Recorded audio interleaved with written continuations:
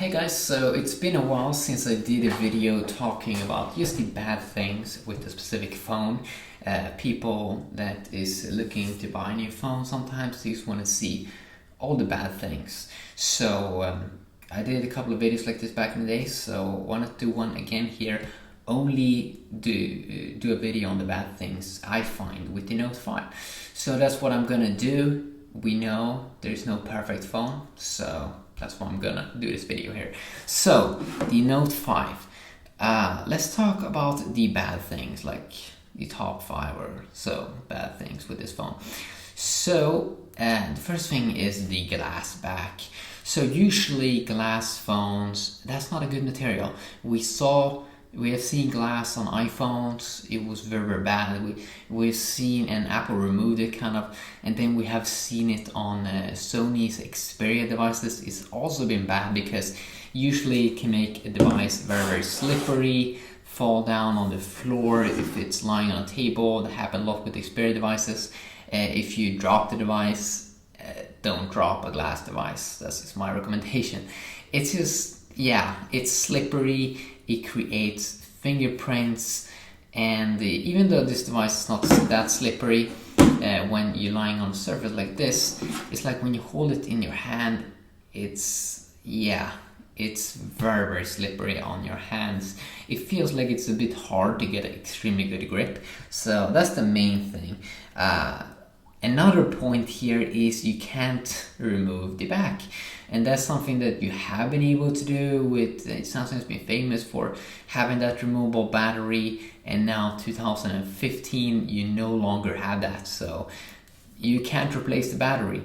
So if you have a problem with your phones, usually back in the days you can just remove the Samsung battery and it turns off and everything. Now you have to use like weird button combinations, and if your button stops to work, that can become a problem. And it's hard. Let's say you want to bring with your spare battery, you can no longer do that. You have to bring like a big battery pack, so super annoying. Another super annoying thing with this Galaxy Note 5 here is, even though Samsung hasn't had water resistance on all of their high-end phones, they did do it with the S5, so you can put it in water. And they also did it with the S5 Mini, and the S5 Mini didn't have a flap down here. It was perfect. So why is Samsung not using water resistance so you can put it in water? Because they can do it. They have shown that they can do it on the S5 Mini without a flap. So why not just do it with their high-end phones, which you pay more money for? You should be able to get that kind of like water resistance. It would be amazing, especially when you can't remove the back. Why not have water resistance so you can put it in water? Just as like Sony's Xperia devices, they've been having it for years. It's really great. So they should definitely be able to do that. I find. Another bad thing here is comes with the pen. They have discovered a weird problem with the pen, and that is if you put in the pen the wrong way and you stick it in there, you can't get it out. Well, you can get it out there are tutorials how to do that online, but it will get stuck from what I've seen, and you can't get it out if you don't sometimes some people have to open up the whole device to remove the pen, so be aware, don't put it in the wrong way.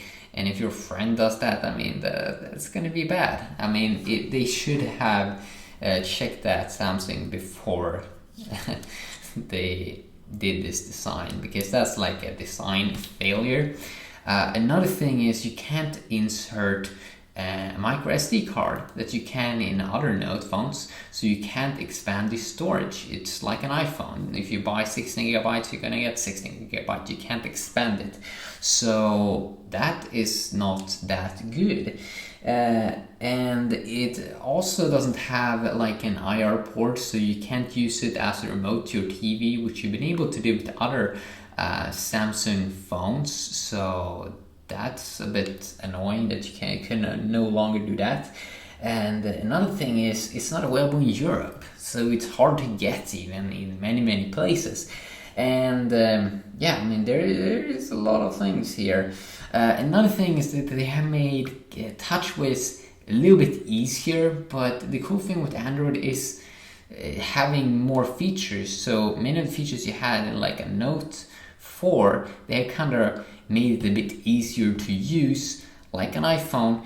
And it's a bit annoying because they have stuff that you can't no longer like disable if you don't install a third-party app. Like they have this multi-window in the corner, so when you were dragging on the corner, this multi-window thing would pop up and you couldn't disable it. You can if you install this multi-window toggle thing, but it's like, yeah, it's not good how they have removed many features, I find, because the cool thing with Android is having a ton of special things that you can tweak for yourself.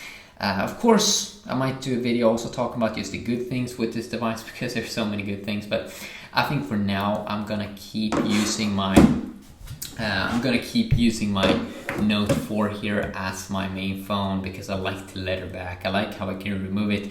I like how I can replace the battery. I like how I can insert more storage SD card. That's really great. The phone is not as slippery, and you have some more features I find in settings. So yeah, just a quick video talking about the bad things with the Note 5. Hopefully you enjoyed this video, and definitely let me know if you want to see more videos like this, and have an awesome day. Peace.